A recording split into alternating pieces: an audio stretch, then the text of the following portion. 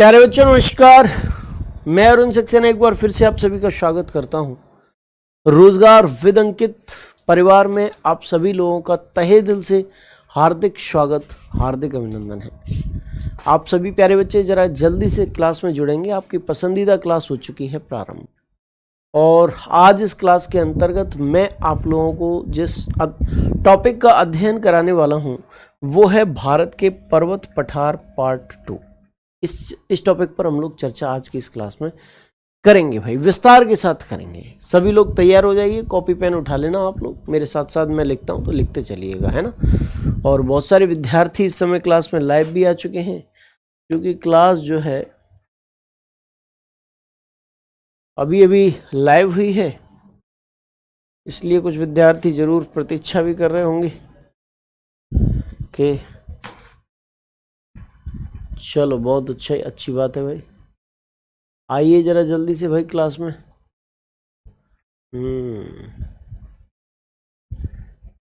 राहुल कुमार जी, आकाश त्यागी जी, अंकित कुमार जी, ब्रज भूषण राय जी,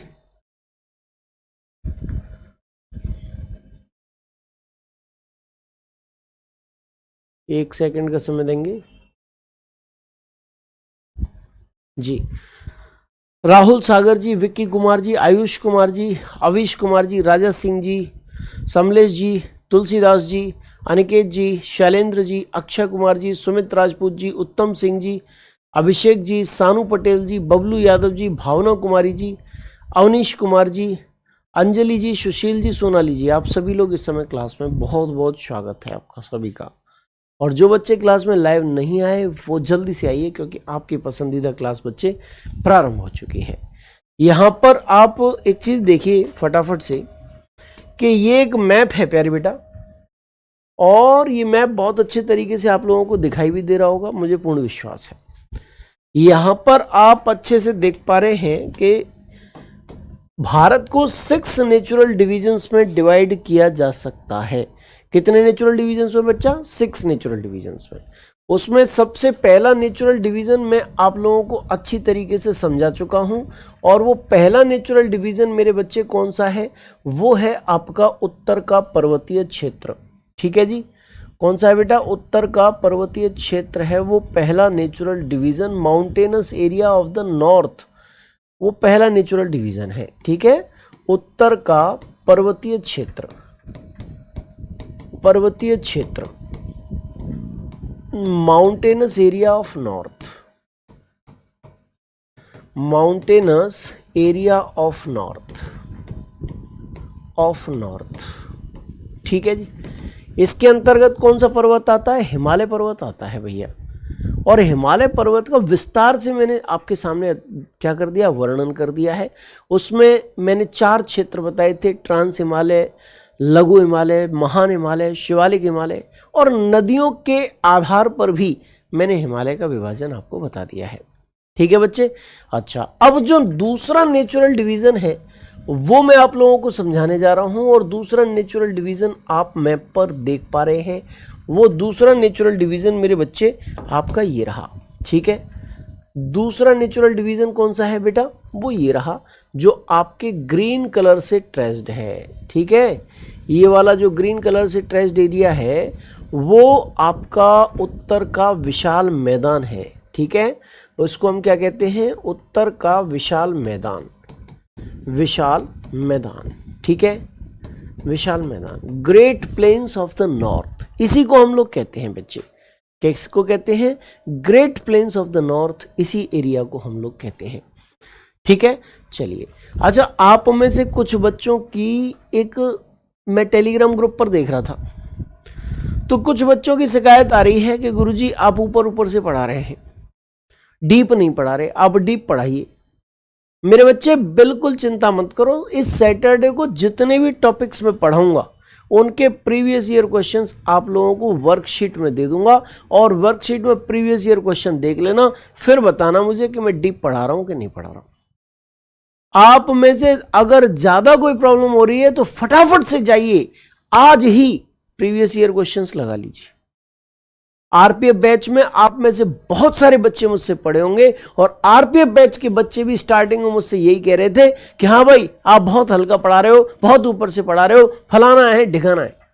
और जब मैंने इंडियन ज्योग्राफी कंप्लीट कराई और इंडियन ज्योग्राफी के सारे प्रीवियस ईयर क्वेश्चंस उनके सामने रखे, तब वो ताली बजाने लग गए कि वाह वाह वाह वाह वाह। और इसी प्रकार से अब आपको मैं इतना विलंब नहीं करने वाला कि आपको पूरी इंडियन ज्योग्राफी के बाद आपको प्रीवियस ईयर क्वेश्चन दूं। मैं इसी सैटरडे को प्रीवियस ईयर क्वेश्चन दूंगा आपको इन टॉपिक से रिलेटेड जो मैं पढ़ा चुका हूं। तब फिर आप बताना कि एक भी क्वेश्चन बाहर गया है कि नहीं गया है। ठीक है, मैं ये नहीं कह रहा कि सारे के सारे क्वेश्चन हो जाएंगे, लेकिन ज्यादा से ज्यादा क्वेश्चन आप अटेम्प्ट कर लोगे, ये पक्का है। ठीक है, तो अब आप आराम से थोड़ा विश्वास मुझ पर करिए, आराम से पढ़िए। आप लोगों की डिमांड थी कि हाथ से लिखिए, मैं हाथ से लिखने लगा। ठीक है, आप लोगों की डिमांड ये है कि डीप पढ़ाइए, डीप अब चल रहा है, चिंता मत करिए आप। ठीक है, चलिए इधर आ जाइए आप फटाफट से। और अगर मुझसे कोई परेशानी है, बहुत सारे विद्यार्थियों की ये भी बात है कि भैया बिल्कुल वो टेलीग्राम ग्रुप पर ये बोलते हैं समझ में नहीं आ रहा। अरे क्या समझ में नहीं आ रहा, आपका डाउट क्या है? कई सारे बच्चे वीडियो देखते ही नहीं है, क्लास देखते ही नहीं है और बस ये कहते हैं समझ में नहीं आ रहा। कोई चीज समझ में नहीं आ रही है तो मुझे बताओ भाई कि क्या चीज समझ में नहीं आ रही है तुम्हें, वो चीज मैं समझाऊंगा, पक्का 100% समझाऊंगा। ठीक है, आप बस बताओ तो सही। चलिए, इसके बाद हम उत्तर के विशाल मैदान की ओर चलते हैं। और ये जो उत्तर का विशाल मैदान है, देखिए कंटेंट ज्यादा चाहिए तो उसके लिए एक तरीका कहीं ना कहीं एडजस्ट तो आपको करना पड़ेगा।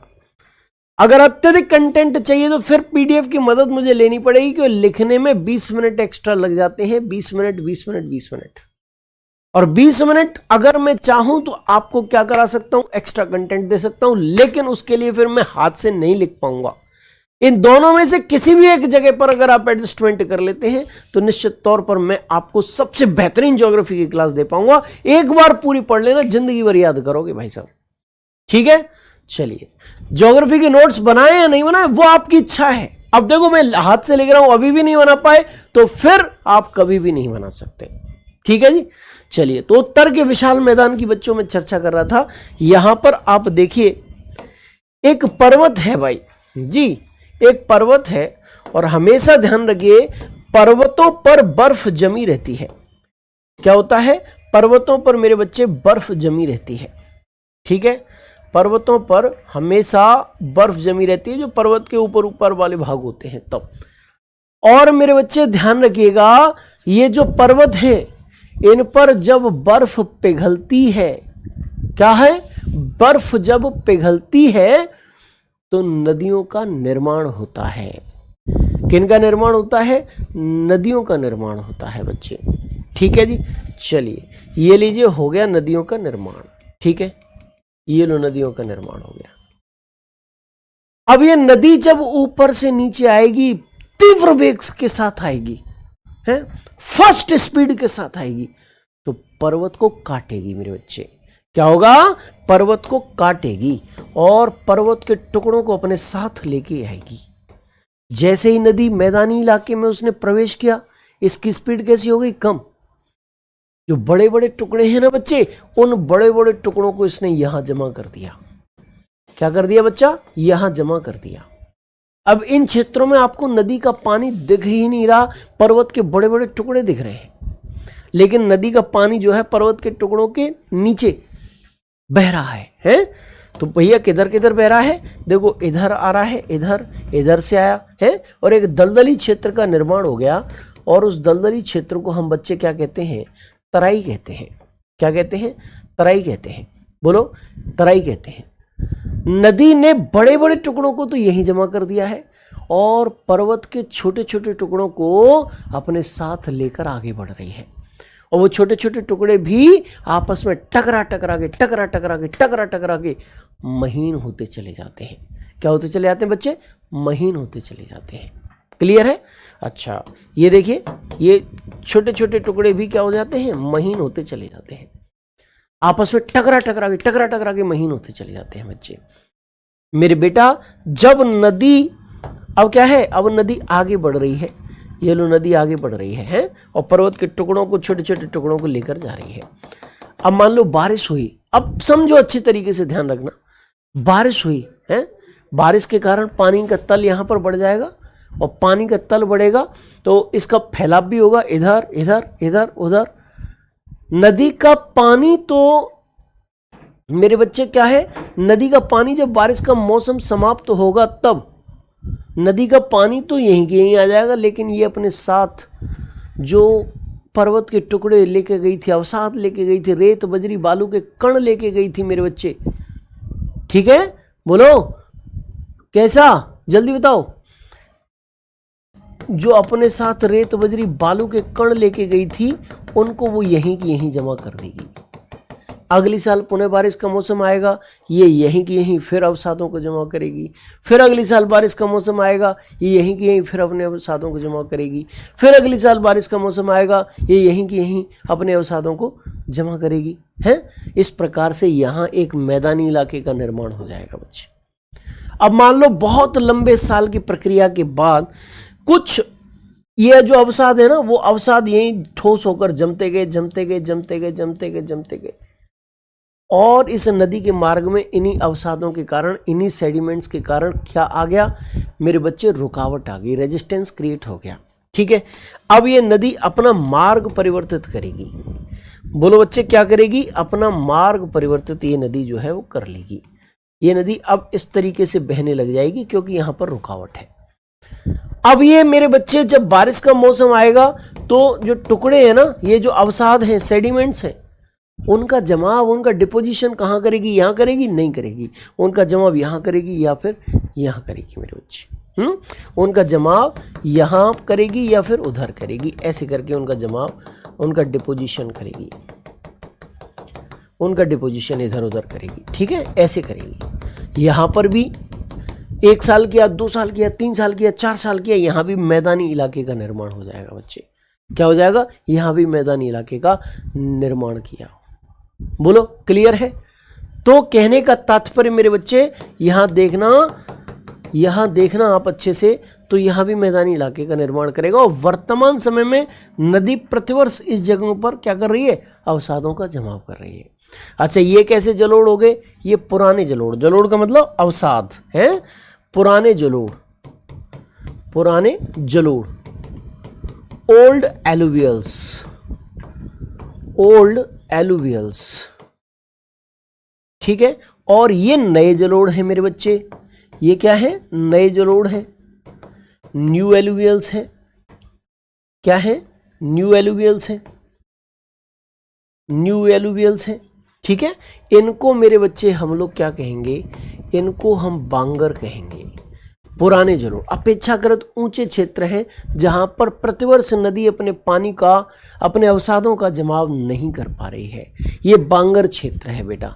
और जो नए जलोढ़ है जहां नदी प्रतिवर्ष अपने सेडिमेंट्स को डिपॉजिट कर रही है, ये क्षेत्र मेरे बच्चे खादर क्षेत्र है। ठीक है, और जहां नदी पर्वत के बड़े बड़े टुकड़ों को जमा करती है, वो क्षेत्र कौन सा है? वो क्षेत्र भाबर है। तो कहने का मतलब ये है कि जो मैदानी इलाका है ना, कौन सा मैदानी इलाका बच्चे? ये वाला जो मैदानी इलाका है वो हिमालय पर्वत से आने वाली जो नदियां हैं ना, रिवर्स हैं बेटा, उनके द्वारा लाए गए सेडिमेंट्स के डिपोजिशन से हुआ है। हिमालय पर्वत को काटकर जो क्या लाए गए हैं? सेडिमेंट्स लाए हैं, उनके डिपोजिशन से इस क्षेत्र का निर्माण हुआ है। आपको मैं मैप ऐसा लाया हूं कि ये नदियां भी दिखाई दे रही होंगी। जैसे देखो गंगा नदी बह रही है, ये अपने सेडिमेंट्स लाई होगी। इधर मेरे बच्चे देखो, इधर क्या बह रही है? ब्रह्मपुत्र नदी बह रही है, ये सेडिमेंट्स लाई होगी। है, इधर देखिए सिंधु नदी बह रही है, और सिंधु की बहुत सारी सहायक नदियां हैं जो इधर से गुजरती हैं, इधर से गुजरती हैं, ऐसे करके गुजरती हैं। तो सिंधु, गंगा और ब्रह्मपुत्र तथा उनकी सहायक नदियों ने हिमालय पर्वत को काटकर जो सेडिमेंट्स लाई हैं, उनके डिपोजिशन से इस क्षेत्र का निर्माण हुआ है। किसका निर्माण हुआ है बच्चे? उत्तर के विशाल मैदान का निर्माण हुआ है।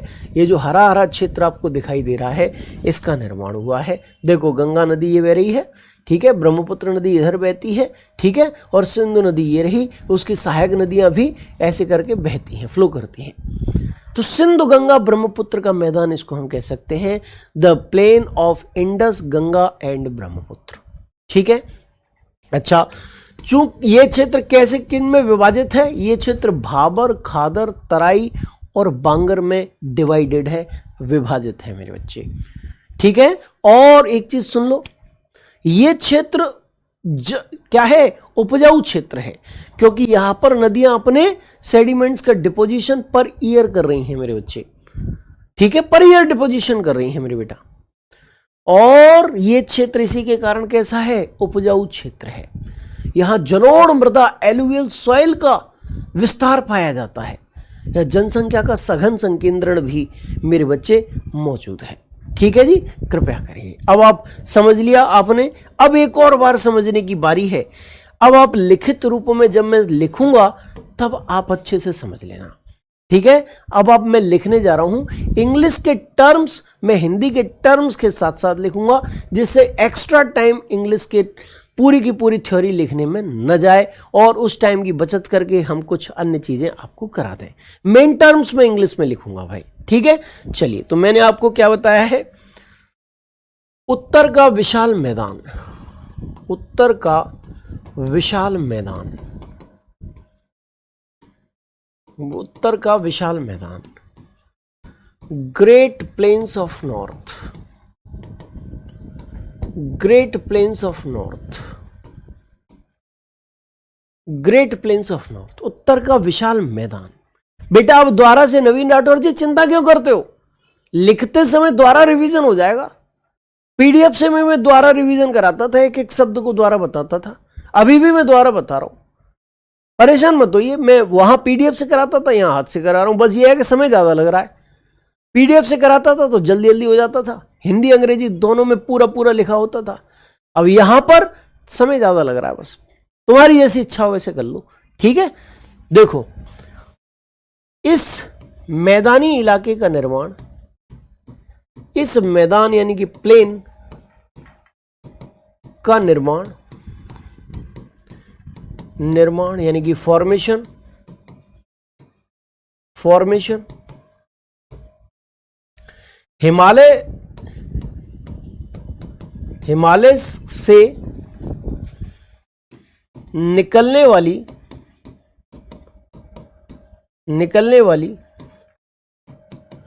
नदियों के द्वारा, हिमालय से निकलने वाली नदियों यानी रिवर्स के द्वारा काटकर लाए गए, कट करके लाए गए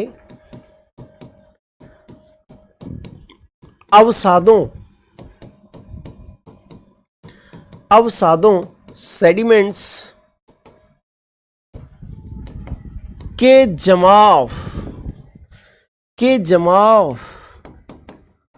डिपोजिशन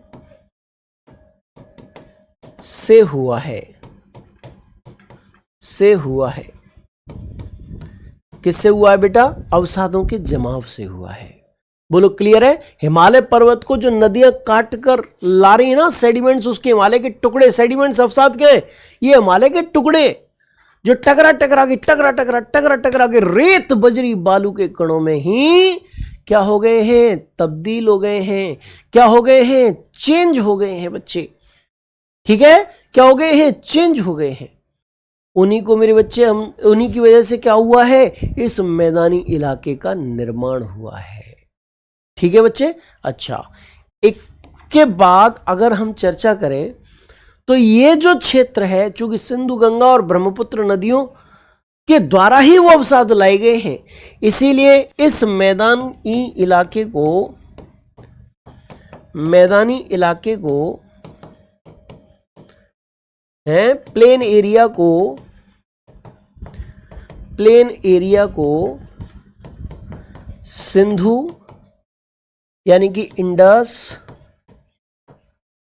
गंगा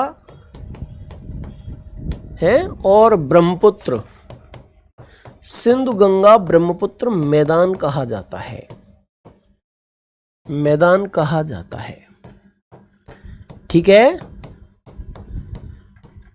ये जो मैदानी इलाका है, चूंकि सिंधु, गंगा और ब्रह्मपुत्र नदियों के द्वारा अवसाद काट के लाए जा रहे हैं, उनका जमाव किया जा रहा है, उनकी सहायक नदियों के द्वारा ऐसा हो रहा है, इसीलिए मेरे बच्चे इसे सिंधु गंगा ब्रह्मपुत्र का मैदान भी कहते हैं। ठीक है जी। अच्छा, ये उपजाऊ इलाका है, उपजाऊ यानी कि फर्टाइल इलाका है बेटा, ये फर्टाइल इलाका है। एवं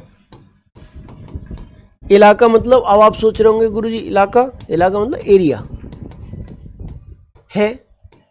एवं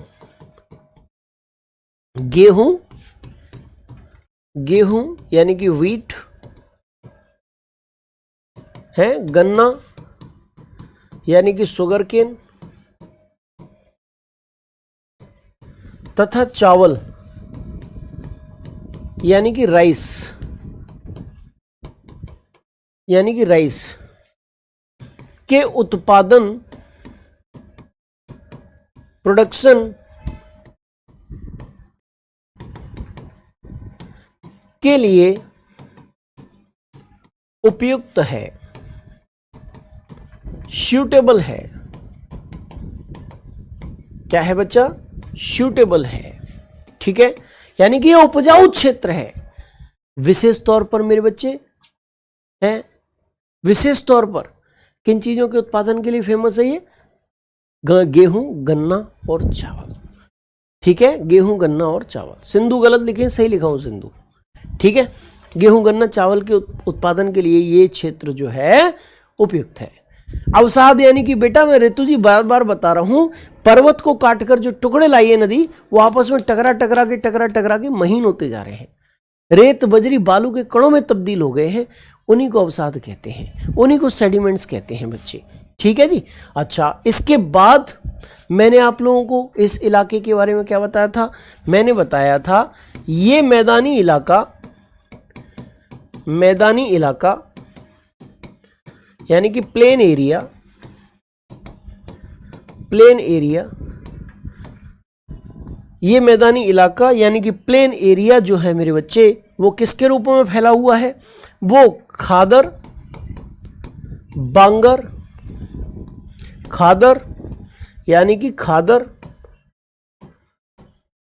बांगर, बांगर, बांगर, भाबर, भाबर और तराई,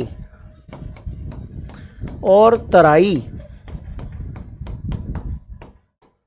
तराई में विभाजित है, में विभाजित है, में विभाजित है। विभाजित का मतलब डिवाइडेड है। ठीक है बेटा, इनमें ये क्या है? डिवाइडेड है, इन क्षेत्रों में डिवाइडेड है।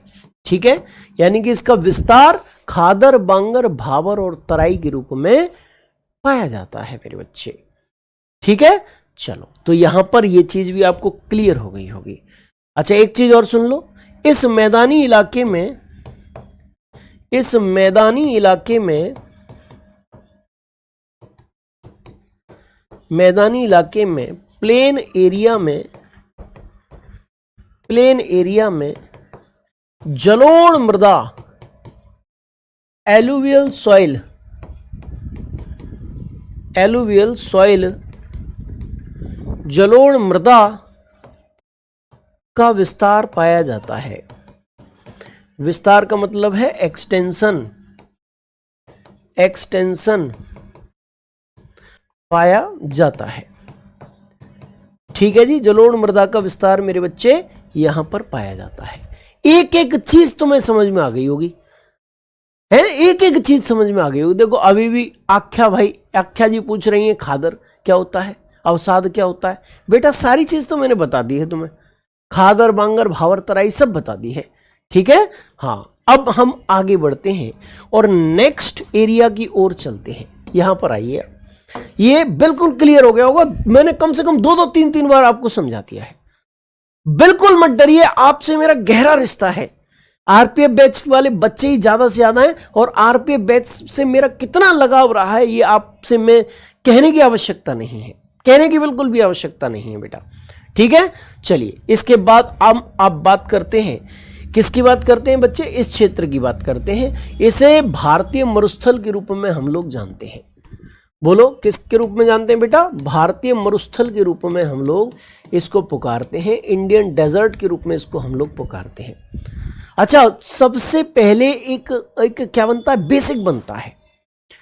क्योंकि मैं आपको बिल्कुल जीरो से लेकर हीरो लेवल तक चलने वाला हूं, एक बेसिक बनता है बेटा। और वो बेसिक क्या है कि मरुस्थल क्या होता है। आपके दिमाग में एक चीज आ रही होगी कि आखिरकार ये डेजर्ट, ये मरुस्थल होता क्या है। तो मेरे बच्चे समझ लो, जिस क्षेत्र में औसत वार्षिक वर्षा, क्या औसत वार्षिक वर्षा, एवरेज एनुअल रेनफॉल, औसत वार्षिक वर्षा, average annual rainfall, average annual rainfall कितनी हो मेरे बेटा? एवरेज एनुअल रेनफॉल जहां 25 सेंटीमीटर या उससे कम हो, या उससे कम हो, तो ऐसी स्थिति में मेरे बेटे, मेरे बच्चे, उस क्षेत्र को हम मरुस्थल कहेंगे। बोलो मरुस्थल कहेंगे बच्चा। क्या कहेंगे उसको? मरुस्थल कहेंगे। ठीक है। औसत वार्षिक वर्षा कितनी होनी चाहिए? 25 सेंटीमीटर या उससे कम।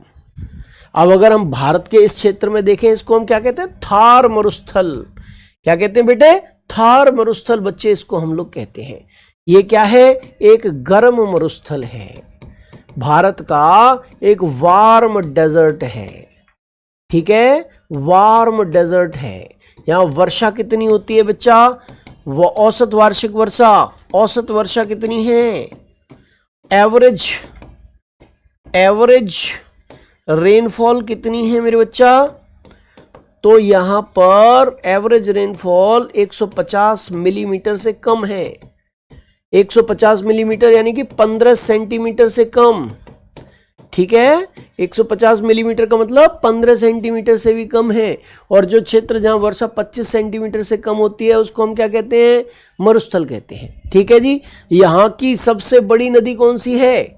सबसे बड़ी नदी, सबसे महत्वपूर्ण नदी कौन सी है बेटा यहाँ की? बोलो फटाफट।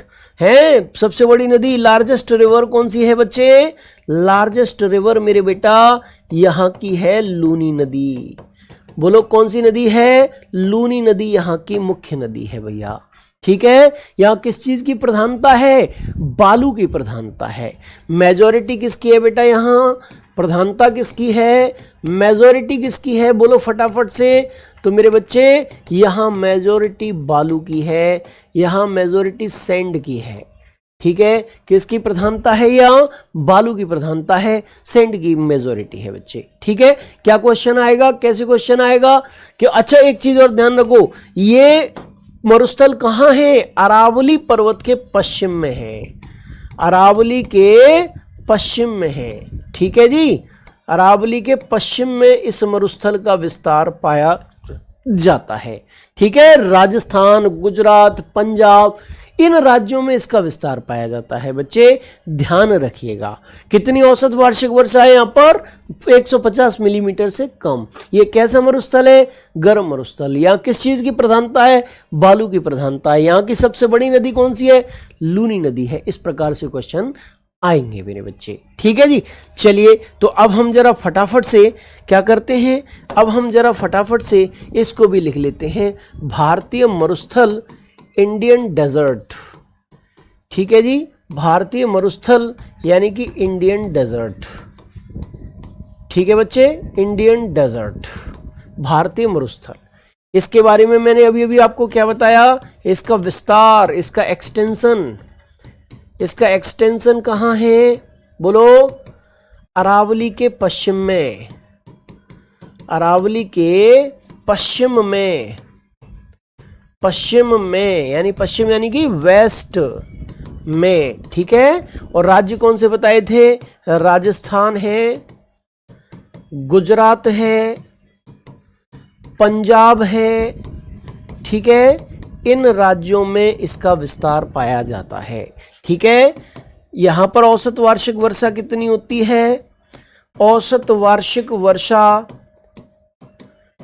औसत वार्षिक वर्षा कितनी है? Average annual rainfall, average annual rainfall कितना है मेरे बच्चे? तो मेरे बेटा एवरेज एनुअल रेनफॉल 150 मिलीमीटर से कम है। ठीक है जी, 150 मिलीमीटर से कम होती है। यहाँ पर सबसे बड़ी नदी कौन सी है? सबसे बड़ी नदी कौन सी है यहाँ की? बोलो फटाफट से। लार्जेस्ट रिवर यहाँ की कौन सी है? तो भैया यहाँ पर स्थित लार्जेस्ट रिवर जो है वो लूनी नदी है प्यारे बेटा। प्यारे साथी, कौन सी नदी है? लूनी। और यहाँ किस चीज़ की प्रधानता है? प्रधानता किसकी है? मेजॉरिटी किसकी है? तो मेरे भैया यहाँ पर मेजॉरिटी जो है वो बालू की है। किसकी प्रधानता है? सैंड की प्रधानता है, बालू की मेजॉरिटी है मेरे बच्चे। ठीक है जी, ये देखो आप अच्छे से। अच्छा, इसकी ये कैसा मरुस्थल है?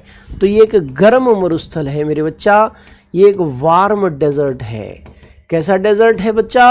वार्म डेजर्ट है, गर्म मरुस्थल है भैया ये। ठीक है जी, ये भी आपको जो प्राकृतिक विभाग था, तीसरा नेचुरल डिवीजन था, मुझे उम्मीद है अच्छे से समझ में आ गया होगा, है ना। अब यहाँ पर कोई क्वेश्चन भी नहीं बचा कि इससे ज़्यादा पढ़ाया जाए। ठीक है, मैंने हिंदी अंग्रेजी दोनों में लिखने का प्रयास भी किया है।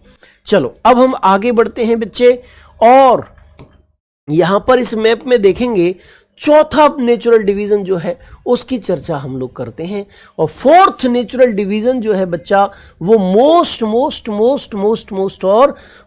इंपॉर्टेंट है, बहुत इंपॉर्टेंट है भाई वो फोर्थ नेचुरल डिवीजन जो है। ठीक है, कैसा है? मोस्ट इंपॉर्टेंट क्षेत्र है। यहाँ पर देखिए ये वाला जो क्षेत्र आपको दिखाई दे रहा है ये प्रायद्वीपीय पठार है भैया। क्या है बच्चा? प्रायद्वीपीय पठार। लेकिन प्रायद्वीपीय पठार को मैं आप लोगों को अभी कराऊंगा। पेनिनसुलर प्लेटो। देखिए मेरे भैया, पेनिनसुलर प्लेटो, प्रायद्वीपीय पठार है। प्रायद्वीपीय पठार के बारे में हम क्या जानते हैं? ये भारत का चौथा नेचुरल डिवीजन है। जिन नेचुरल डिवीजन्स के आधार पे, मतलब मैं ऐसा कोई क्रम फिक्स नहीं है, लेकिन चौथा नेचुरल डिवीजन मैं अपने जो पढ़ा रहा हूं उस आधार पर है। ठीक है जी, पेनिनसुलर प्लेटो है, प्रायद्वीपीय पठार है। सबसे पहले मेरे बच्चे आपको एक शब्द क्या कर रहा होगा? परेशान कर रहा होगा कि पठार आखिरकार क्या होता है, प्लेटो आखिरकार क्या होता है। आप परेशान मत होना, आपको बिल्कुल जीरो लेवल से हीरो लेवल तक लेकर चलूंगा। आप बिल्कुल परेशान मत होना। कुछ बच्चों ने मुझे परेशान करके रख दिया है, मेरी क्लास नहीं लेते हैं और टेलीग्राम पर लिख देते हैं, समझ में नहीं आ रहा। मेरे बच्चे ये काम मत करो, क्लास लेके देखो, एक शब्द भी समझ में नहीं आएगा, जिम्मेदारी मेरी है। और तुम ये चिंता मत करना कि मैं तुम्हें हल्के लेवल से करा रहा हूं। इसी शनिवार को, इसी सैटरडे को वर्कशीट दूंगा मैं। जितने भी ये टॉपिक्स फ्राइडे तक होंगे उनके प्रीवियस ईयर क्वेश्चन तुम्हारे एनटीपीसी एग्जाम के मैं तुम्हें दूंगा और तुम उनको लगा के बताना कि गुरुजी का लेवल कैसा है। ठीक है जी, आप बिल्कुल परेशान मत हो, चिंता मुझ पे छोड़ दो और बस अपने हाथ में तैयारी करने लग जाओ और कुछ मत करो। ठीक है, तैयारी करने लग जाओ।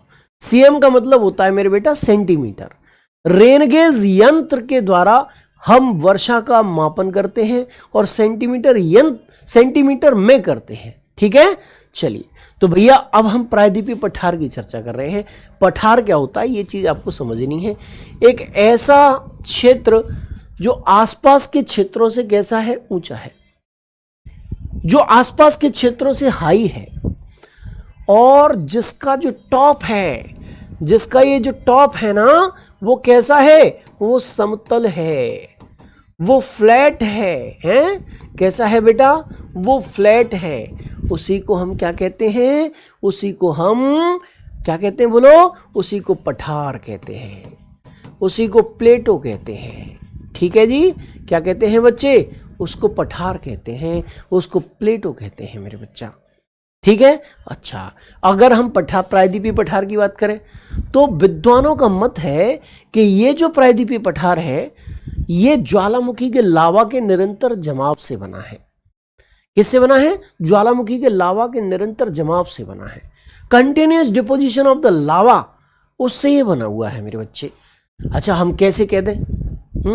हम कैसे कह दें हम कैसे कह दें कि ज्वालामुखी के लावा से बना है मेरे बेटा?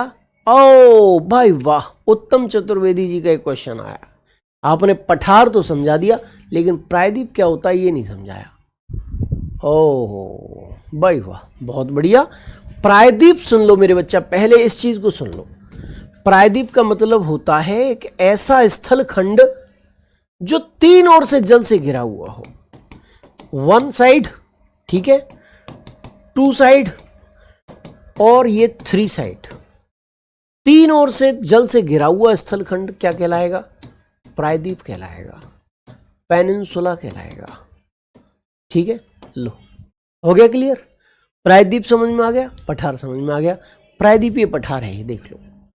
ठीक है, अच्छा बच्चे सुनो, तो कैसे हम विश्वास कर लें कि ये जो इलाका है वो लावा के जमाव से बना है?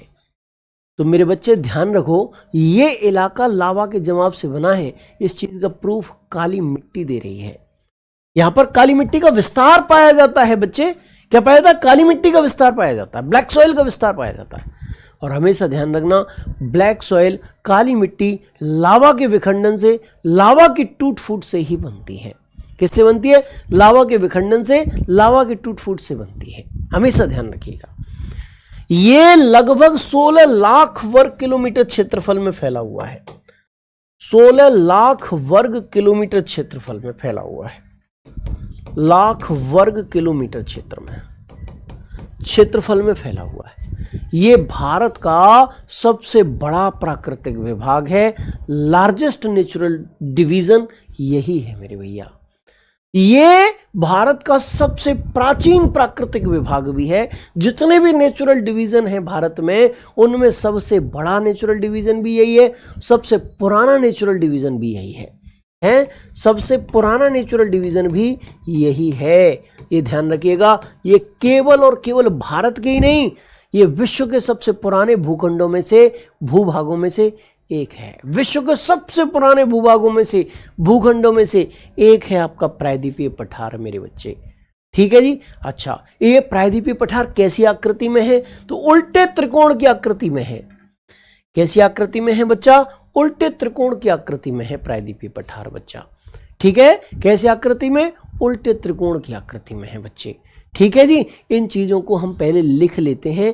प्रायद्वीपीय पठार के बारे में बहुत सारी जानकारियां मैं दूंगा, अभी इन चीजों को लिख लेते हैं जो मैंने तुम्हें समझाया, क्योंकि मेरे प्यारे बच्चों, अगर मैं ज्यादा पढ़ा दूंगा तो फिर तुम्हारे दिमाग में ओवरलैपिंग होती चली जाएगी। ठीक है, चलिए तो भैया हम लोग बात करते हैं प्रायद्वीपीय पठार की। हैं, चलो किसकी बात करेंगे बच्चे? प्रायद्वीपीय पठार की बात करेंगे। प्रायद्वीपीय पठार, पेनिनसुलर प्लेटो। ठीक है जी, पेनिनसुलर प्लेटो। मैंने बेटा इसका क्या बताया था आपको? इसका विस्तार, इसका एक्सटेंशन। ठीक है, एक्सटेंशन 16 लाख वर्ग किलोमीटर क्षेत्रफल पर, 16 लाख स्क्वायर किलोमीटर एरिया पर है, हैं? क्षेत्रफल पर एरिया पर है। ये क्या है बच्चे? ये भारत का इंडिया का सबसे बड़ा प्राकृतिक विभाग है। सबसे बड़ा यानी कि लार्जेस्ट नेचुरल डिवीजन है। ठीक है, प्राकृतिक विभाग है, प्राकृतिक विभाग है।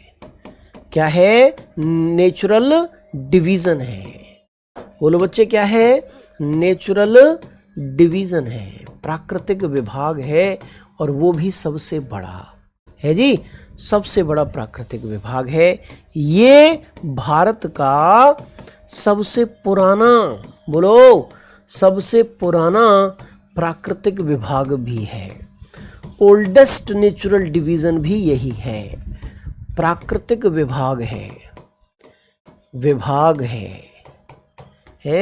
नेचुरल डिवीजन है, नेचुरल डिवीजन है। ठीक है, विद्वानों का मत है, विद्वानों का यानी कि स्कॉलर्स का मत है कि ये प्राकृतिक विभाग कि ये प्राकृतिक विभाग नेचुरल डिवीजन,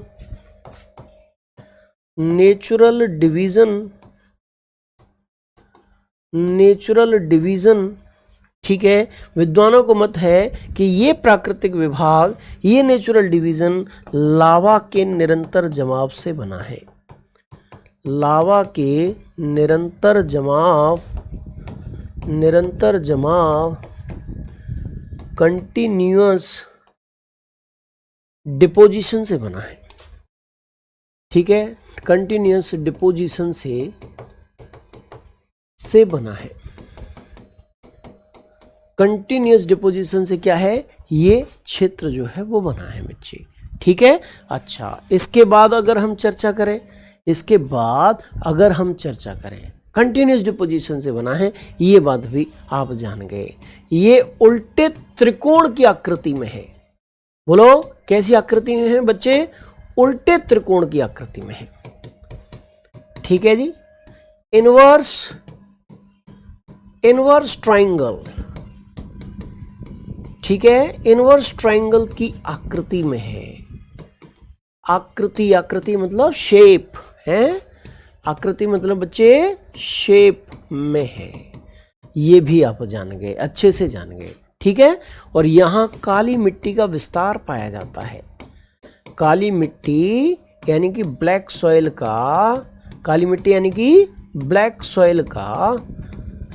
का विस्तार यानी कि एक्सटेंशन। ठीक है, एक्सटेंशन, बोलो क्या पाया जाता है बच्चे? एक्सटेंशन पाया जाता है। ठीक है, काली मिट्टी का क्या पाया जाता है बच्चा? विस्तार पाया जाता है। यहां तक बताओ तुम्हें कोई दिक्कत आ रही हो तो, एक भी शब्द तुम्हें समझ में नहीं आया हो तो बता दो। मैंने बताया इसका विस्तार कितने क्षेत्रफल पर है? 16 लाख वर्ग किलोमीटर पर। भारत का सबसे बड़ा प्राकृतिक विभाग कौन सा है? प्रायद्वीपीय पठार है। भारत का सबसे पुराना प्राकृतिक विभाग कौन सा है? प्रायद्वीपीय पठार है मेरे बच्चे, है ना। और ये किससे बना है? लावा के निरंतर जमाव से बना है, कंटिन्यूअस डिपोजिशन ऑफ लावा से बना है बच्चा। ठीक है, ये कैसी शेप में है? ये उल्टे त्रिकोण की आकृति में है बच्चे। और यहां पर क्या पाया जाता है? यहां पर काली मिट्टी का विस्तार पाया जाता है बच्चा। ठीक है, इंग्लिश में लिख दो बेटा, एक एक टर्म जो इंपॉर्टेंट है सब इंग्लिश में लिखे हैं। ठीक है, अनावश्यक टाइम बर्बाद होता है। एक लाइन हिंदी, एक लाइन अंग्रेजी में। अंग्रेजी वाले टर्म अगर पता हो, ट्रांसलेशन आप अपने आप कर सकते हैं, इतना मैं जानता हूं। ठीक है, चलिए मेरे बच्चे, अभी मैं यहां पर रुकने वाला नहीं हूं। अभी तो नॉर्मल चीजें समझाई हैं, अब मैं डीपली जा रहा हूं, एकदम डीप जा रहा हूं। ठीक है, आप आ जाओ, सब लोग अच्छे से पढ़ेंगे, अच्छे से समझेंगे, है ना। आप सब लोग आ जाओ फटाफट से। अब मैं इस प्रायद्वीपीय पठार के टुकड़े करता हूं, टुकड़े, फ्रैगमेंट्स। इसको कितने भागों में बांटा जा सकता है बताओ? प्रायद्वीपीय पठार को हम 3 भागों में विभाजित करते हैं। बोलो, 3 भागों में विभाजित करते हैं। एक है मध्य उच्च भूमि बेटा, एक क्या है? मध्य उच्च भूमि है, मध्य उच्च भूमि। ठीक है बेटा, इसको क्या कहते हैं? सेंट्रल हाईलैंड्स, सेंट्रल हाईलैंड्स कहेंगे अंग्रेजी में। अंग्रेजी वाले विद्यार्थी सुन लो। और इसके नीचे बहती है नर्मदा नदी। कौन सी नदी बह रही है? नर्मदा नदी। और नर्मदा नदी विभाजन कर रही है। और इस नर्मदा नदी के नीचे कौन सा है भाग है? ये दक्कन का पठार है भैया। क्या है? दक्कन का पठार, डेक्कन प्लेटू है। ठीक है, और इधर मेरे भैया यहां पर एक उच्च भूमि है, उत्तर पूर्वी उच्च भूमि। ठीक है, उत्तर पूर्वी उच्च भूमि नॉर्थ ईस्ट हाईलैंड है। ठीक है, नॉर्थ ईस्ट हाईलैंड है भैया यहाँ पर। ठीक है, आप आराम से समझ सकते हैं। मध्य उच्च भूमि ये रही, डेक्कन प्लेटो ये रहा, और नॉर्थ ईस्ट हाईलैंड ये रहे। इन तीन भागों में हम प्रायद्वीपीय पठार को बांटते हैं। बोलो जल्दी बताओ फटाफट से, किसको बांटते हैं? पेनिनसुलर प्लेटो को बांटते हैं मेरे बच्चा। क्लियर हो गया? समझ में आ गया आपको? बस, बहुत अच्छी बात है। अब मैं मध्य उच्च भूमि का भी क्या कर दूंगा? ऑपरेशन कर दूंगा इसका भाई साहब, ऑपरेशन पूरा डिटेल। डेक्कन प्लेटो का क्या कर दूंगा? ऑपरेशन कर दूंगा एकदम। जो डीप की कहना रहे कह नहीं रहे, भैया कहेंगे गुरुजी रुक जा रुक जा रुक जा रुक जा, बस बस बस बस बस, इतना डीप लेके चलूंगा तुम्हें। इसका भी मैं क्या कर दूंगा? ऑपरेशन कर दूंगा भाई साहब, चिंता मत करना तुम।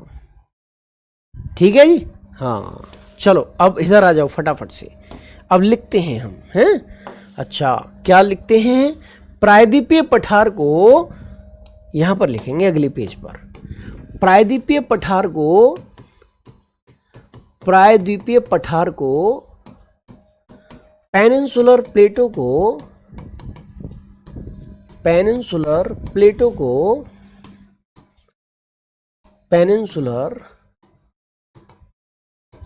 को निम्न भागों में विभाजित किया जा सकता है। विभाजित यानी कि डिवाइड किया जा सकता है। किस में डिवाइड किया जा सकता है? निम्न भागों में डिवाइड किया जा सकता है। पहला कौन सा भाग है भैया? मध्य उच्च भूमि। बोलो मध्य उच्च भूमि यानी कि सेंट्रल हाईलैंड्स। बोलो बच्चे, सेंट्रल हाईलैंड्स, मध्य उच्च भूमि। ठीक है, सेंट्रल हाईलैंड्स। दूसरा भाग कौन सा है मेरे बच्चा? दूसरा है दक्कन का पठार। डेक्कन प्लेटो। ठीक है, डेक्कन प्लेटो मेरे बच्चा है। और तीसरा कौन सा है? तीसरा है आपका उत्तर पूर्वी उच्च भूमि यानी कि नॉर्थ ईस्ट हाईलैंड। ठीक है, हाईलैंड्स, नॉर्थ ईस्ट हाईलैंड्स। मेरे बच्चे यहां तक आपको अच्छे से समझ में आ गया होगा। कोई दिक्कत हो तो बताते चलना तुम, है ना? कोई एक एक शब्द समझ में नहीं आया, जिम्मेदारी मेरी है, बताते चलना आप। ठीक है भैया? अब हम मध्य उच्च भूमि के बारे में जानेंगे कि आखिरकार ये मध्य उच्च भूमि क्या चीज है, ये कौन कौन से क्षेत्र आ रहे हैं इसमें? मेरे बच्चे नर्मदा नदी के उत्तर में है ये, और इसके अंतर्गत भैया क्या क्या चीजें आती हैं? अरावली पर्वत आता है, विंध्याचल पर्वत आता है, ठीक है जी, मालवा पठार आता है बेटा, मालवा पठार आता है, छोटा नागपुर पठार आता है। ठीक है, छोटा नागपुर पठार आता है। ये सारे के सारे बुंदेलखंड पठार आता है। ये सारे के सारे पठार आते हैं, ये सारे के सारे क्षेत्र आते हैं। ये सब के सब हमें मध्य उच्च भूमि के अंतर्गत देखने को मिलेंगे। बोलो बोलो फटाफट से, ये इसी क्षेत्र के अंतर्गत देखने को मिलेंगे। क्लियर हो गया कि नहीं हो गया? अब हम सीधे चलते हैं एक एक करके अरावली पर्वत पर, विंध्याचल पर्वत पर, मालवा पठार पर, छोटा नागपुर पठार पर, सब पे चलते हैं। ठीक है, चलो। तो सबसे पहले यहां पर हम देखेंगे मध्य उच्च भूमि को। किसको? मध्य उच्च भूमि को। मध्य उच्च भूमि यानी कि सेंट्रल हाईलैंड्स, इसको हम लोग देखते हैं बच्चा। ठीक है, सेंट्रल हाईलैंड्स देखते हैं। ठीक है, चलो सब फटाफट करते हैं। हम क्या लिखेंगे इसके अंतर्गत? पहली बात ये लिखो, इसका विस्तार का मतलब एक्सटेंशन एक्सटेंशन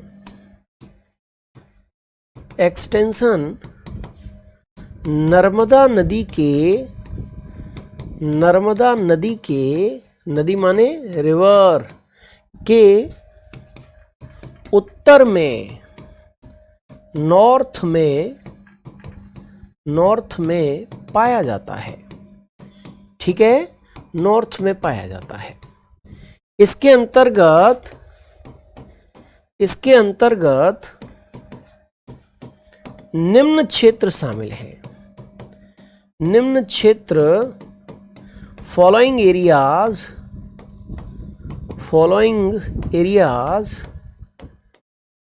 शामिल हैं। ठीक है, शामिल हैं। ठीक है, कौन कौन से हैं बच्चा? अरावली है, विंध्याचल है, ठीक है, मालवा पठार है बच्चा, छोटा नागपुर पठार है,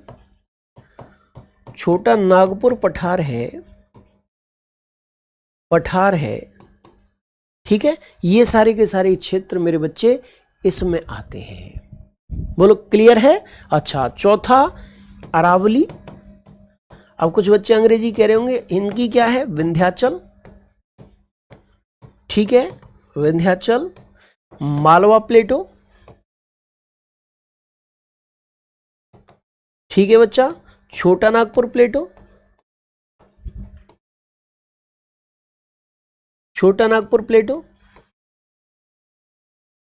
ठीक है।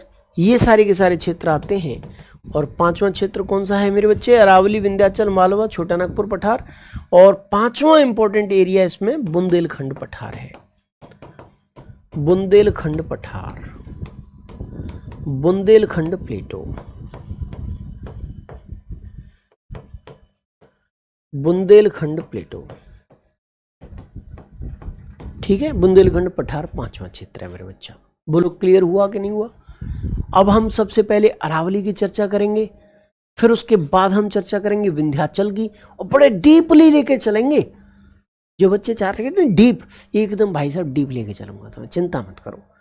और तुम्हें ज्यादा समस्या खाई जा रही हो, क्योंकि बहुत सारे बच्चे ऐसे होंगे ना, बहुत अदर टीचर्स पे पढ़ चुके होंगे, तुम्हें ज्यादा एकदम हाई सी बोल लग रही होगी कि हाय हमारा क्या होगा। सैटरडे तक इंतजार कर लो, जितने भी टॉपिक कराऊंगा सारे के प्रीवियस ईयर क्वेश्चन दूंगा तुम्हें, परेशान मत होना। ठीक है, चलो अरावली के बारे में जरा हम चर्चा करते हैं। ये देखो अरावली के बारे में, यहां पे आएगा आपका अरावली, इस जगह पे आएगा अरावली। ये है अरावली मेरे भैया। कौन सा है? अरावली पर्वतमाला है।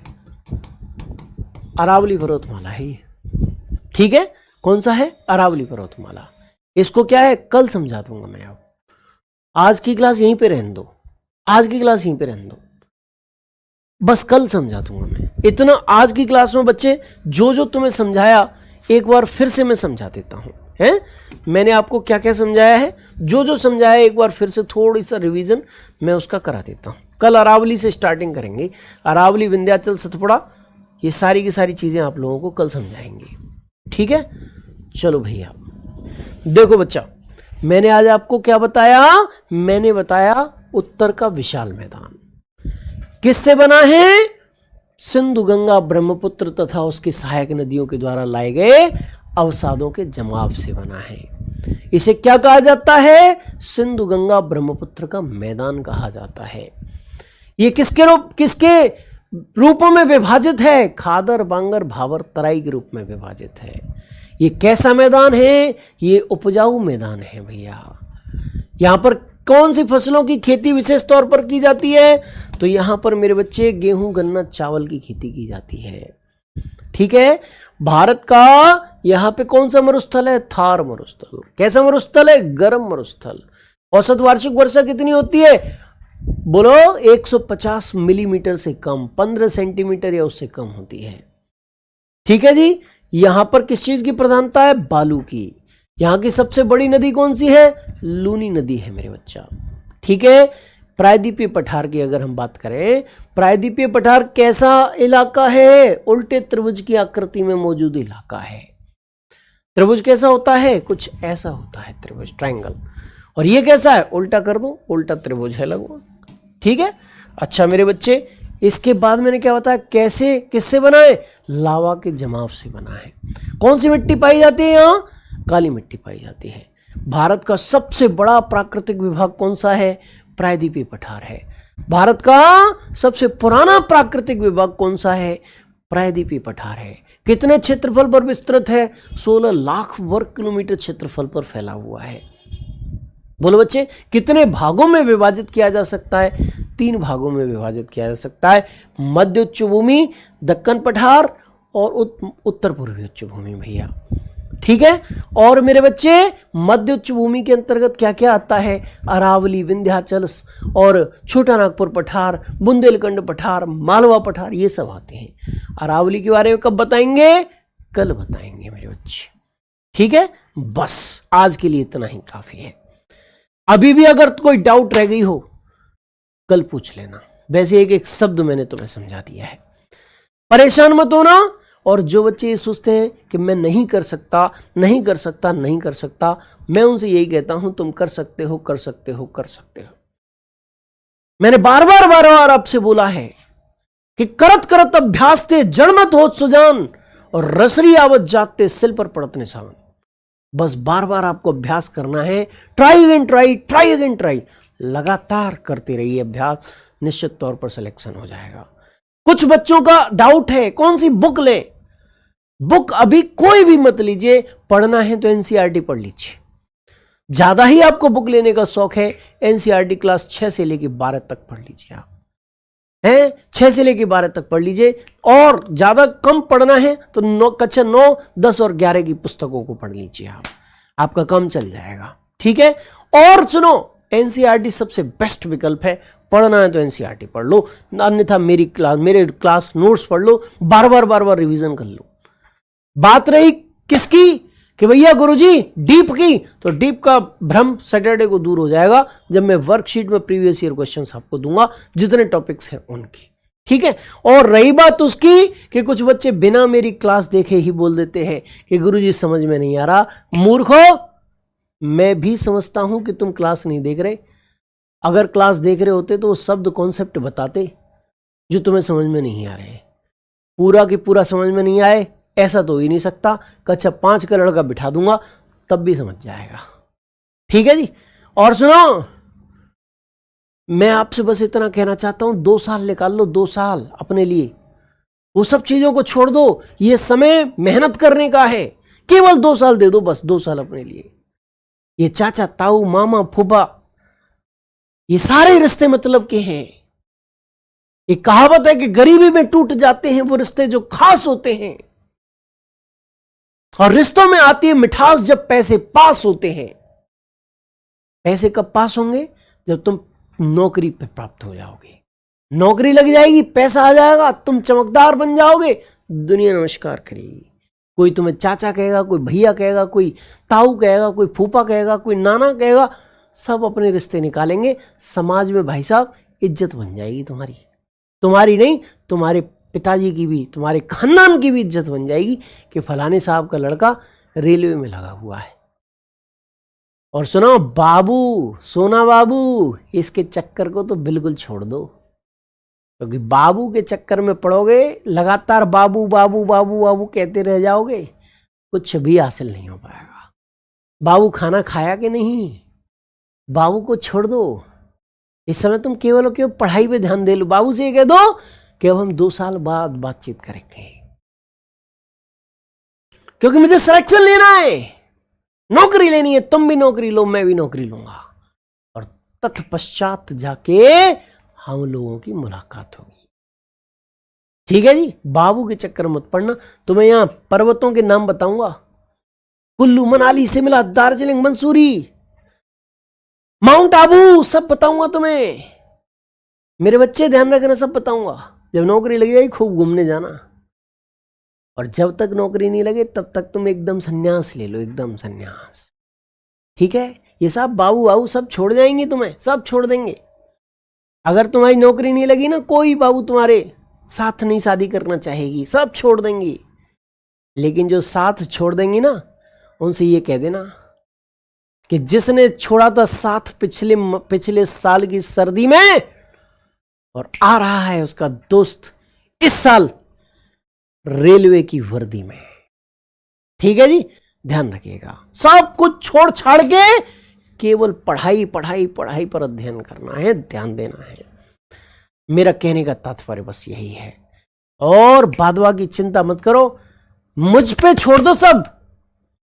मैं हाथ से पढ़ाऊं या बोर्ड पीडीएफ से पढ़ाऊं, जैसे भी पढ़ाऊंगा तुम्हारे हित में पढ़ाऊंगा, तुम्हारे लिए पढ़ाऊंगा। पढ़ाने का तरीका मुझ पे छोड़ दो। शब्द एक भी समझ में नहीं आए तो बताते चलना। ठीक है जी। तो मुझसे एक विशेष तौर पर एक शब्द कहते हो फूफा जी, इतना बड़ा रिश्ता जोड़ा है तुमने, विश्वास तो करो। फिर विश्वास करोगे मैं तुम्हें लेकर जाऊंगा, आगे लेकर जाऊंगा। ठीक है भैया। जय हिंद, जय भारत, जय महाकाल।